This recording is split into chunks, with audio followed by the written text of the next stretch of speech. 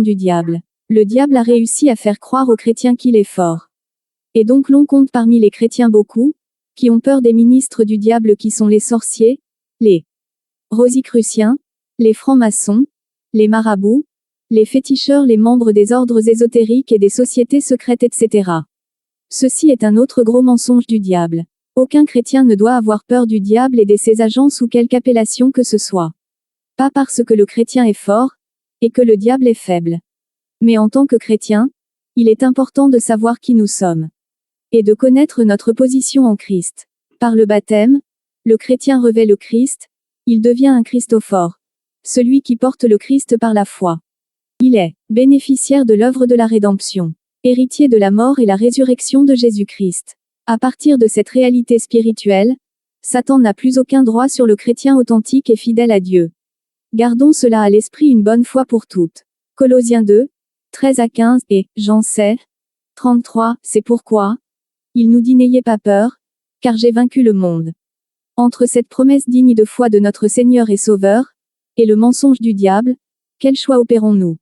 Et quel constat faisons-nous? Des chrétiens qui ont peur d'aller au village à cause d'un parent sorcier, des chrétiens qui ont peur des sorciers modernes qui sont les francs-maçons, les rosicruciens et tous les adeptes de Satan sous les différentes appellations, etc. Arrêtons d'avoir peur de ces menteurs, ils n'ont aucun pouvoir sur le chrétien fidèle à Dieu. C'est pourquoi Dieu dit en Jacques 4, 7. Soumettez-vous donc à Dieu, résistez au diable, et il fuira loin de vous.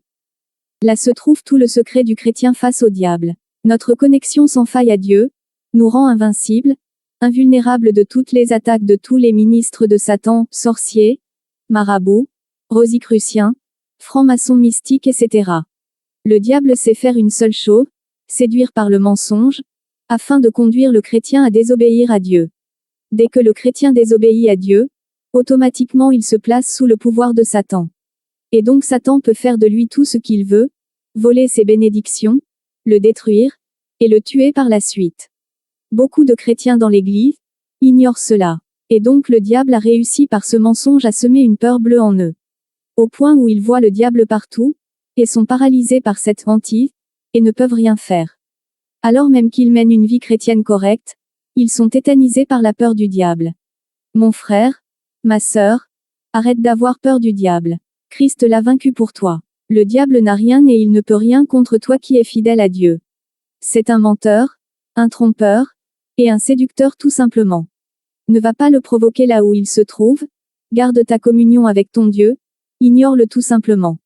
Et vis ta vie normalement et conformément à ton engagement baptismal. Il est possible que Dieu permette au diable de t'attaquer. Dans ce cas, Dieu se charge lui-même d'assurer ta protection par sa grâce. Cela a été le cas de Job.